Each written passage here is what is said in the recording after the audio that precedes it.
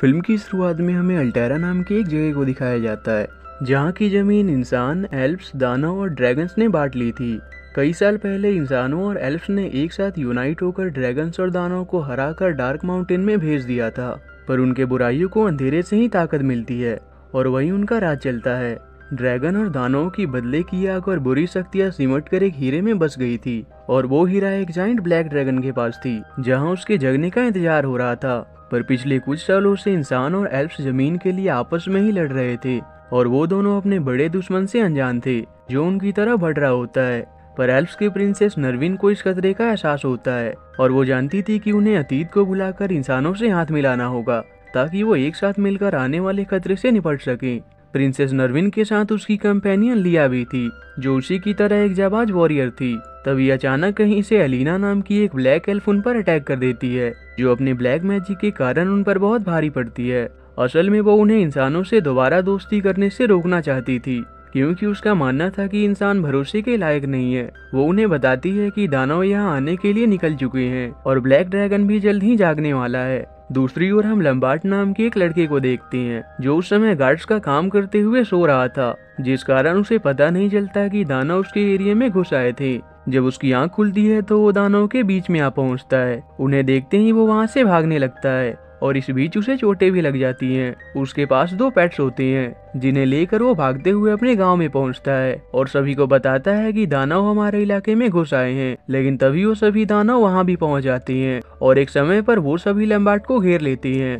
तभी उसकी मदद के लिए एक जंजीर उसकी तरफ आता है, जिसके जरिए वो एक फ्लाइंग शिप में आ पहुंचता है। वहाँ उसकी मुलाकात उस शिप के कैप्टन बर्नैक से होती है, जो एक जाइंट मशीनरी भी होता है। बर्नैक उसे देखते ही उससे फाइट करने लगता है और उसे चैलेंज देता है कि अगर वो उसे हरा देगा तो वो उसे इनाम में एक बेहतर तलवार देगा। लैम्बार्ट ये सुनकर उसे किसी तरह से हराने में कामयाब हो जाता है। उड़ने में वहाँ गैरेंट नाम का एक फेमस ड्रैगन फाइटर भी आ जाता है, जिसके साथ उसकी सिस्टर अर्जेंटा भी होती है। लैम्बार्ट उनसे मिलकर बहुत खुश होता है। दूसरी ओर हम इंसानों के राजा को देखते हैं, जिसके पास प्रिंस नरविन उसे आने वाले खतरे के बारे में बताने आई होती है। वो उससे कहती है कि दानवों की सेना हमारी तरफ बढ़ रही है और ब्लैक ड्रैगन भी कभी भी जाग सकता है, जिसके बाद उसे हराना बहुत मुश्किल हो जाएगा। इसलिए वो किंग को पुरानी बातों को भूलकर एल्फ्स और इंसानों को एक साथ दोस्ती करने को कहती है। पर राजा उनसे कहता है कि सिर्फ तुम्हारे कहने से मैं ये कैसे मान लूं कि तुम जो कह रहे हो वो बिल्कुल सच है, और वो उनकी बात मानने से इनकार कर देता है। दूसरी ओर हम बर्नैक को देखते हैं, जो अपने वादे के अनुसार लंबार्ट के लिए तलवार बनाने के लिए एक लोहार के पास पहुंचा होता है। तभी वहां लंबार्ट की एनकाउंटर लिया से होती है, जिससे टकराने के कारण वो लैम्बर्ट को एक थप्पड़ मारकर वहां से चली जाती है। इसलिए लैम्बर्ट उससे अपना बदला लेने के लिए उसका पीछा करता है, पर लिया इस चीज में उससे बहुत ज्यादा माहिर थी। उसी दौरान आपस में लड़ाई करते समय उनकी मुलाकात दानव की उन्हें ग्रुप से होती है, इसलिए वो आपसी रंजिश भूलकर एक साथ उनसे फाइट करने लगती हैं। तभी वहाँ गैरेंट और अर्जेंटा भी आ जाती हैं, जो अपने स्किल से उन दानवों को बड़ी आसानी से ढेर कर देते हैं। पर उसके बाद भी उनकी संख्या कम नहीं होती और वो एक के बाद एक आते जाते हैं। पर सही समय पर वेल्सगर्ड नाम का एक और वॉरियर वहाँ आकर सभी को बचा लेता है। वेल्सगर्ड गैरेंट का एक बहुत पुराना फ्रेंड था, और वो किंग का एक खास ऑफिशियल भी था। किंग को जब पता चलता है कि दानव ने उनके राज्य पर हमला किया था, तो उसे उन वुल्फ की बात पर यकीन हो जाता है, और वो ब्लैक ड्रैगन के जागने से पहले एल्फ से दोस्ती करने के लिए तैयार हो जाती हैं, और वो इंसानों और एल्फ को साथ मिलाकर अपनी सेना तैयार करने का ऑर्डर देती हैं। लैम्बार्ट भी इस युद्ध में जाने के लिए तैयार हो जाता है, और वो अपने पेट्स को उस लोहार के पास ही छोड़ने का तय करता है। तभी लिया भी वहाँ आ जाती है और लैम्बार्ट को उसकी हार के लिए चिढ़ाने लगती है। तभी वो किंग के महल में ब्लैक कलर की एक शैडो को देखती है, जो असल में वही ब्लैक एल्फ होती है। इसलिए वो उसे वहाँ देखने जाती है, और लैम्बार्ट भी उसके साथ ही आ जाता है, पर वहाँ उसे कोई नजर नहीं आता। तभी वहाँ वो महल में किंग की मीटिंग होते हुए देखते हैं, जहाँ बर्नैक, गैरेंट, अर्जेंटा और वेल्सगर्ड भी मौजूद होते हैं। वो वहाँ ब्लैक ड्रैगन के बारे में बात कर रहे होते हैं और सोच रहे होते हैं कि वो एक साथ दानवों और ड्रैगन को किस तरह हराएंगे, क्योंकि इतने सालों की नींद के बाद वो ब्लैक ड्रैगन और भी ज्यादा खतरनाक बन चुका होगा। तब गैरेंट उन्हें बताता है कि उस ड्रैगन की भी एक वीकनेस है। उसकी जबरदस्त ताकत उसे एक हीरे से मिलती है, जो उसके सीने पर लगा है। अगर वो किसी तरह से उसके हीरे को निकाल लेंगे तो वो कमजोर हो जाएगा, जिसके बाद उसे हराना बहुत आसान हो जाएगा।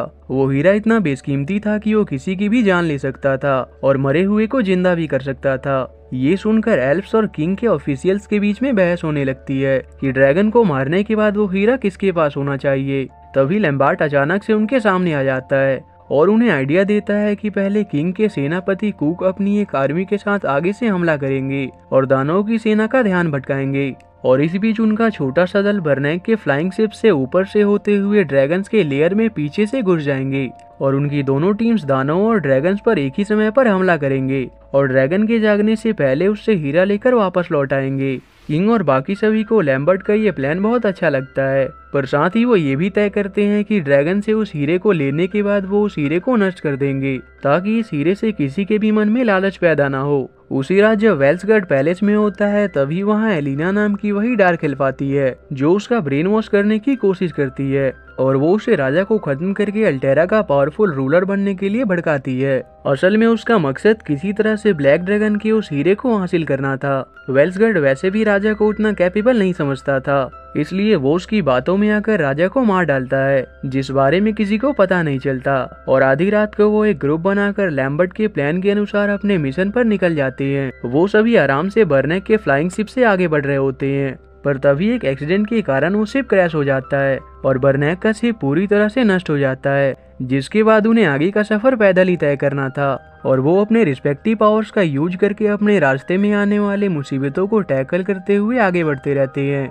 और उसी दौरान उन्हें रास्ते में एक ऐसी जगह मिलती है जहां एक समय पर इंसानों और एल्फ्स के बीच एक लड़ाई हुई थी जिसमें कई सारे एल्फ्स मारे गए थे और मारे गए एल्फ की आत्माएं आज भी वहां भटकती रहती थी, इसलिए उनका अंदर जाना मना था। पर आत्माओं का नाम सुनते ही लैम्बर्ट डर के कारण गलती से उसी खाई में गिर जाता है और उसे बचाने के लिए उन सभी को नीचे आना पड़ता है। और वहीं उन्हें एक जासूस चमगादड़ मिलता है जो दानवों के लिए पहरेदारी करता था और ताकि वो दानव को उनके आने की खबर ना दे इसलिए वो सभी उसे खत्म करने का तय करते हैं।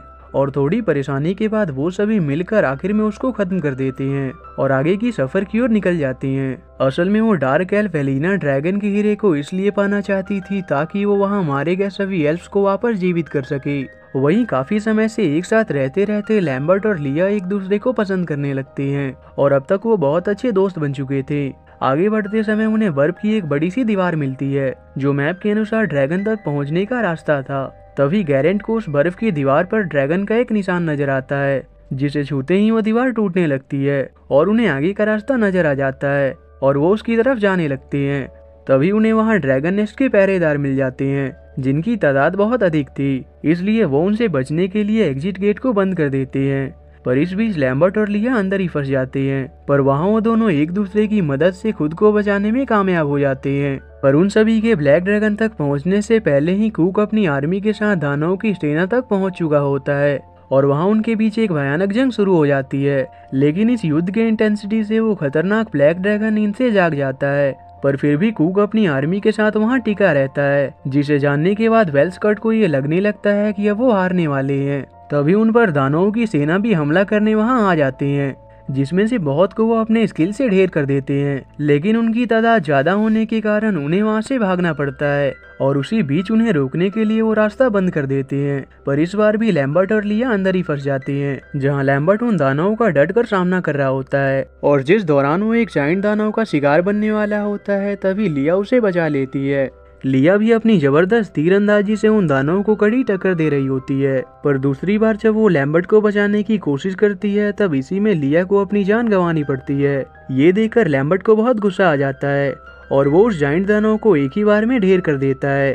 तभी वहाँ और भी दानव आने लगते हैं, लेकिन सही समय पर लैम्बर्ट के बाकी के साथी उसकी मदद के लिए आ जाते हैं, जहाँ वो सभी एक साथ यूनाइट होकर उन दानवों का सामना शुरू कर देते हैं। पर उनकी तादाद इतनी ज्यादा थी कि वो उसके कंट्रोल में नहीं आ रहे थे। तब गैरेंट वहाँ अपने असली फॉर्म में ट्रांसफॉर्म हो जाता है। असल में वो और उसकी सिस्टर अर्जेंटा दोनों ड्रैगन्स थे। गैरेंट का ड्रैगन फॉर्म इतना पावरफुल होता है कि वो कुछ ही मिनटों में वहाँ मौजूद सारे दानवों को पूरी तरह से खत्म कर देता है। पर उसके दोस्त ये देखकर बहुत शॉक्ड होते हैं, क्योंकि ह्यूमंस और एल्फ्स ड्रैगन्स को अपना दुश्मन और दानवों का दोस्त मानते थे। गैरेंट उन्हें कहता है कि वो वास्तव में एक ड्रैगन है, पर वो अपने अंदर के ड्रैगन फॉर्म को कंट्रोल कर सकता है और वो बस अल्टेरा की भलाई चाहते हैं। पर वेल्सगर्ड उनसे कहता है कि ड्रैगन्स कभी भी अच्छे नहीं हो सकते और इस दुनिया से ड्रैगन्स का नाम मिटाना होगा। उड़ने में वो जायंट ब्लैक ड्रैगन उनके सामने अपीयर हो जाता है। ये देखते ही गैरेंट ड्रैगन बनकर उसका सामना करने चला जाता है। वो ब्लैक ड्रैगन साइज में इतना बड़ा और पावरफुल था कि गैरेंट के अटैक का भी उस पर कोई असर नहीं होता।